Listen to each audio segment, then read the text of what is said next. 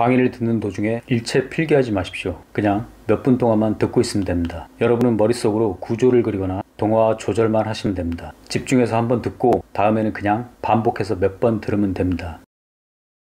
교육 행정의 개념부터 보겠는데요. 이 교육 조직이라는 것이 교육 목표를 달성하기 위해서 뭔가 지원해주는 활동이 필요하겠죠. 그게 바로 교육 행정입니다. 이 교육 행정은 교육 목표를 달성하기 위해서 자원을 효과적으로 배분하고 조직하고 통제하고 관리하는 이런 활동을 말하는 것인데요. 그래서 이 교육 행정을 바라보는 개념이 여러 가지가 있습니다. 먼저 조건 정비설이 있는데요. 교육의 목표를 달성하기 위해서 자원을 정비해 주는 것. 이게 바로 조건 정비입니다. 이 정비하고 확립하는 수단적 그리고 봉사적인 성격을 띠고 있다는 것이죠. 다음은 행동 과정론인데요. 교육 행정이라는 것이 일반 행정을 보듯이 행정의 과정에는 순차적인 그런 경로가 있다. 이러한 과정에 의해서 행정이 이루어진다. 이렇게 보는 관점이 바로 행동 과정론입니다. 다음은 사회 과정인데요. 교육 행정 자체를 하나의 그냥 교육 사회 내에서의 한 과정으로 보는 입장을 말합니다. 다음은 협동 행위론인데요. 행정이 교육 행정이라는 것이 합리적인 집단적 협동 행위가 있어야지만 교육 행정이 유지되고 이루어진다고 보는 견해를 바로 협동 행위론이라고 합니다. 다음은 분류 체계론인데요. 교육 행정 자체를 그냥 일반 행정의 한 부분으로 보고 있는 것입니다. 교육을 위한 행정이 아니고 행정이 우선시되는 그런 입장이죠.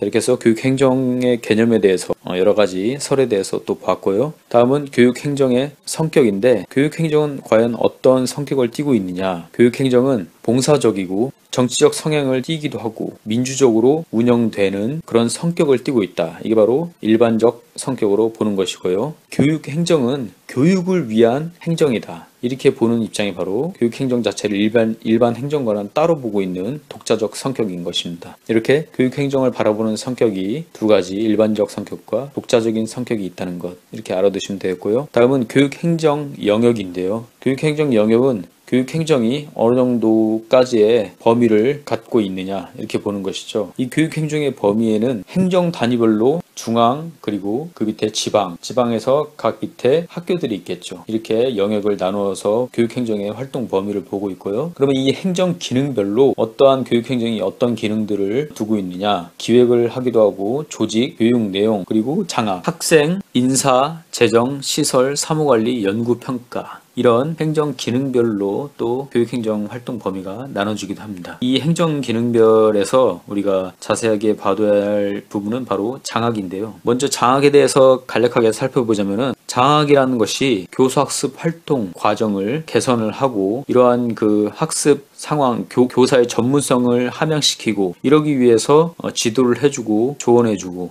결국 교육의 목표를 달성하기 위한 모든 활동까지 포함하는 것이 바로 장학이라고 보시면 되겠습니다. 이 장학은 교사의 전문성을 신장시키고 교육과정을 운영하고 또 학교 경영을 합리화하기 위한 활동이라고 보시면 되는 것이죠. 이런 장학의 활동은 체계적으로 이루어져야 되고 지속적으로 계속 장학 활동이 이루어져야 한다고 강조하고 있습니다. 다음은 교육 행정 영역에서 교육 대상별로 유아가 있겠고 초등이 있겠고 중고등 그 다음에 사회교육 사학이 있고요. 사립학교를 말하는 것이죠. 그리고 특수교육이 있겠죠. 이런 교육 대상별로도 교육행정 활동의 범위가 있다는 것 이렇게 알아두시면 되겠습니다. 자, 마지막으로 교육행정의 개념에서 교육행정의 원리에 대해서 보겠는데요. 그럼 교육행정이라는 것이 어떠한 원리와 원칙을 가지고 이루어져야 되느냐 이렇게 보고 있는 것이죠. 교육행정의 기본이 되는 이치나 법칙, 원칙이라고 보시면 되겠고요. 이 교육행정은 당연히 국민의 의사를 반영을 해야 되고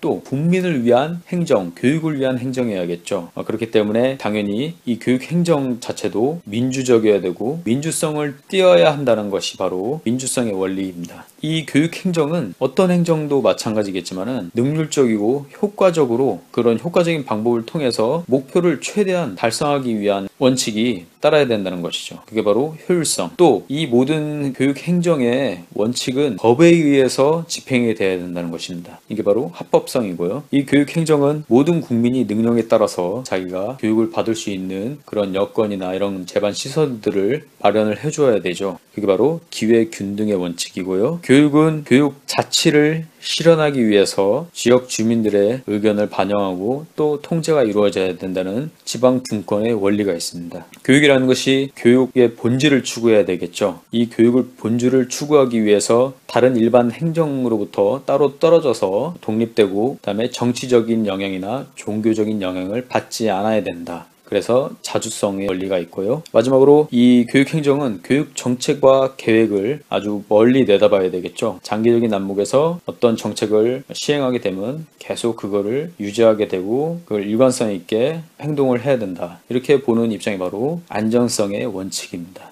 이렇게 해서 교육행정의 원리에 대해서 봤고요. 교육행정의 이해, 교육행정의 개념에 대해서 봤고요. 그 다음에 성격, 교육행정의 영역에 대해서 간략하게 봤고요. 마지막으로 교육행정 원리에 대해서 같이 살펴봤습니다. 모든 강의는 무료입니다. 다만 구독과 좋아요 꼭 좀 부탁드리겠습니다. 이 채널을 지속하는 힘이 됩니다.